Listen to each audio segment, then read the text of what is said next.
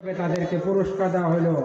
আমরা দোয়া করি এরা আজকে যেমন এখানে দুনিয়ায় পুরস্কার পেল, আল্লাহ যেন পরকালে তাদেরকে আল্লাহর হাত থেকে পুরস্কার নেওয়ার তৌফিক দান করেন। জোরে বলেন আমিন।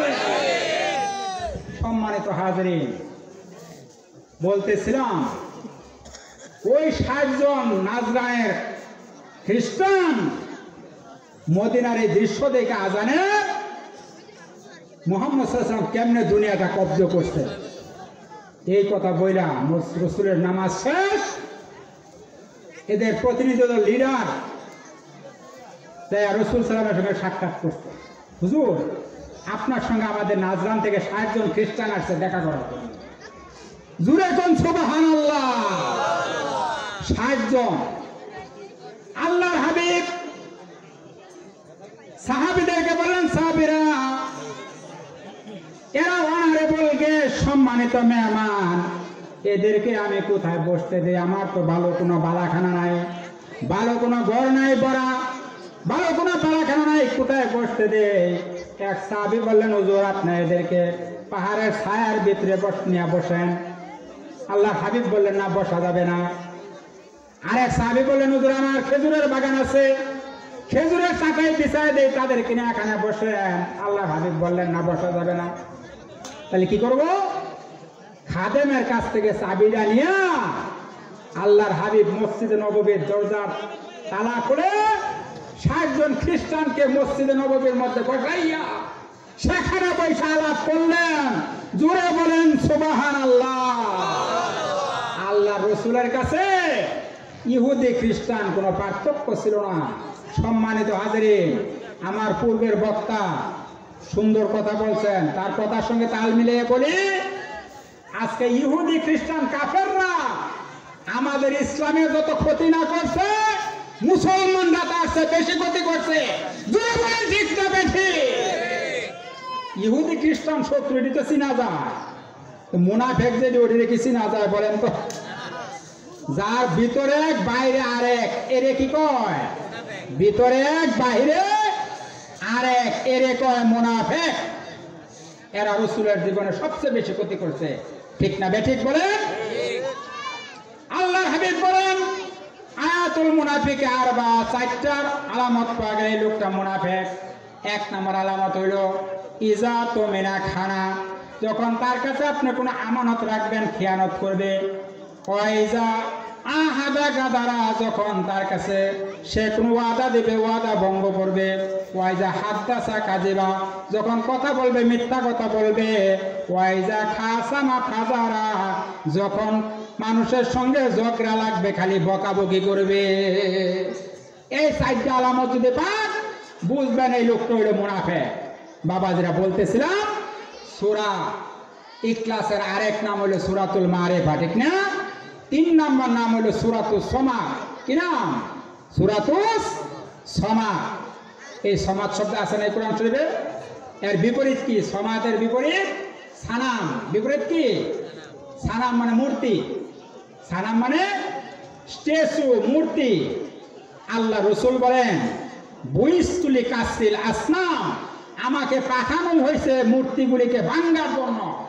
আল্লাহ রসুল মূর্তি ভাঙ্গেন আর আমরা মূর্তি বানাই। বলেন ঠিক না বেটি? আমরা বানাই, ঠিক না?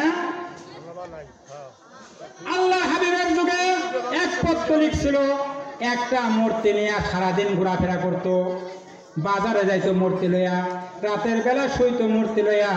একদিন মূর্তিটাকে রাইকা সে প্রস্রাব করতে গেছে, আয়সা দেখে মূর্তির গায়ের মধ্যে থেকে নিচ দিয়া টপটো ভাইয়া পানি পড়তেছে। এবার লোকটা বলতেছে, খুদার গায়ের থেকে পানি পড়তেছে, মনে হয় বরকতের পানি, ঠিক না?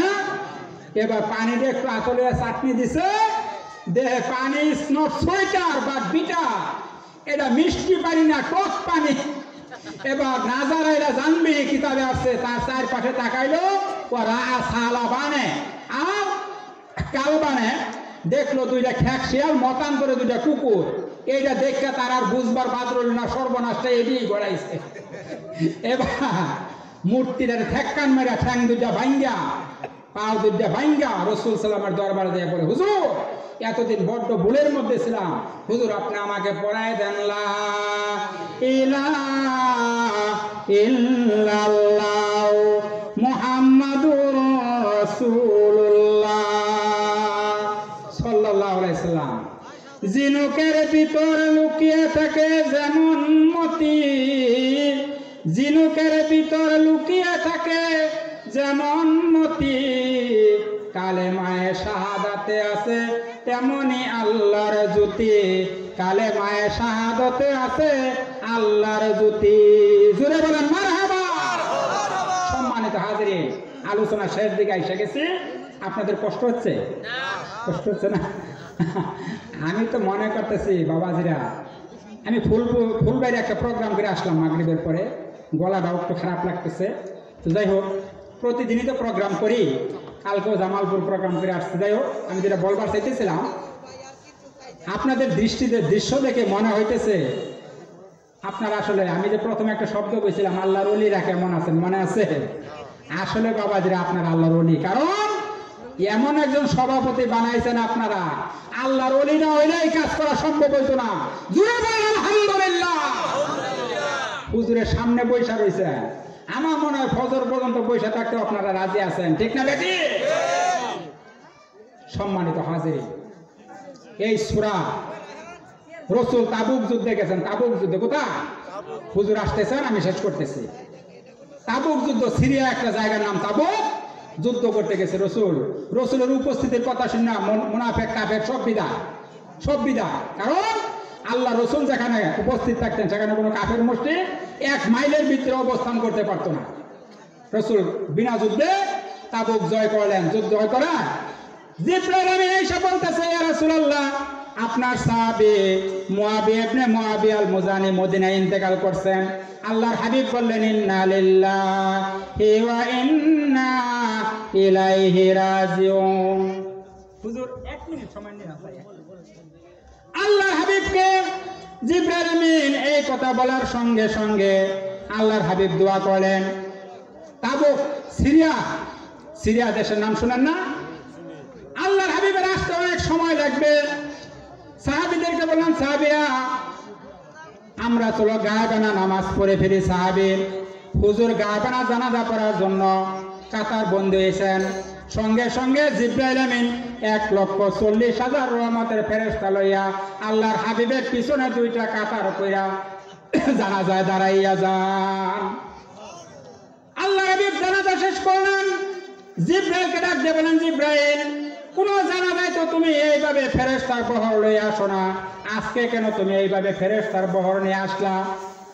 জিবরাইল বলে, হুজুর, আপনার এই সাহাবী মুআবিয়া ইবনে মুআবিয়া আল মুজানি পবিত্র কোরআন শরীফের সূরা ইখলাসটাকে এত মহব্বত করত, প্রতি নামাজের 2য় রাকাতে যাইয়া এই সূরা ইখলাসটা সে তেলাওয়াত করত। আল্লাহর আরশ আজিম খুশি হইয়া আল্লাহর কাছে 1,40,000 ফেরেশতা লইয়া আজকে এই সাহাবীর জানাজায় আসার জন্য আল্লাহ আমাকে আসমান থেকে নির্দেশ দিয়েছে। সুবহানাল্লাহ, সুবহানাল্লাহ। বাবাজিরা, কত বরকত, কত ফজিলত সূরা। আল্লাহর হাবিব মদিনা থেকে মদিনায় যাওয়ার সময় একটা মসজিদ বানাইছিলেন। মসজিদের নামটা আপনারা জানেন না? মসজিদে কুবা, ঠিক না? আল্লাহর হাবিব মদিনা শরীফ থেকে মসজিদে কুবায় আসতেন হাইটা। প্রতি শনিবার, এই যে হুজুর বসা, প্রতি শনিবার আল্লাহর হাবিব আসতেন, আইসা ওই মসজিদের মধ্যে তাওয়াফ করতেন, মানে জিয়ারত করতেন। ওইরা 2 রাকাত নামাজ পড়তেন। প্রথম রাকাতে পড়তেন সূরা কাফিরুন, দ্বিতীয় রাকাতে পড়তেন সূরা ইখলাস। ওইরা 2 রাকাত নামাজ পড়ে আল্লাহর হাবিব মদিনায় চলে যেতেন। সম্মানিত হাজিরিন, আমাদের প্রধান মেহমান চলে আসছেন। মেহমানকে রেখে কথা বলা কোনো ক্রমে ঠিক না। তারপর হুজুর অনুমতি দিয়ে 1 মিনিট কথা বললাম। আপনাদের সম্মুখে এখন আপনাদের আজকের এই অনুষ্ঠানের মাহফিলের প্রধান বক্তা, প্রধান মেহমান, উনি আলোচনা করবেন ইনশাল্লাহ। আপনারা শেষ পর্যন্ত ওনার সঙ্গে আখেরি মোনাজাত করে যেতে পারবেন নাকি? অবশ্যই পারতে হবে ইনশাল্লাহ। মেহমানকে রেখে একটা লোক বাইরে যাবেন না ইনশাল্লাহ। বিশেষ করে আমাদের সম্মানিত সভাপতি হয়তো হুজুরি মোনাজাত করবেন বা আমাদের প্রধান বক্তা মোনাজাত করবেন ইনশাল্লাহ। আমরা আমাদের সভাপতি সাহেব হুজুরের জন্য দোয়া করি, আল্লাহ যেন ওনাকে হায়াতে তৈয়বা নসিব করেন। সবাই বলেন আমিন। আমাদের প্রধান বক্তা হুজুরের অসুস্থ,